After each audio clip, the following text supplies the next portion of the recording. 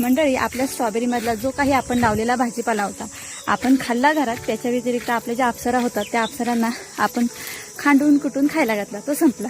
मग आता गरमीचे दिवस आहे, त्या गरमीच्या दिवसात आपण आपल्या अप्सरांना कुठला तरी हिरवागार पाला हा खायला घातला पाहिजे. तर बरेच शेतकरी असे आहेत जे सांगतात की हा कोबीचा पाला, हा फ्लावरचा पाला किंवा हे जे गंडे आहेत कोबी फ्लावरचे ते घेऊन जा आणि तुझ्या अप्सरांना घाल.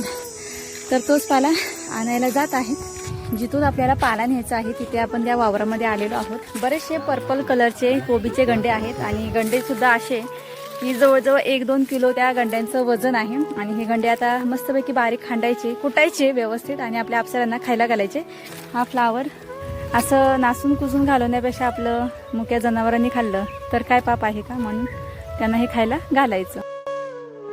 अप्सरा जरा खुश होतील आणि अशा चांगलं जरा न्यूट्रिशन, विटॅमिन, आयरन भरलेलं अंड घालून आपल्याला देतील.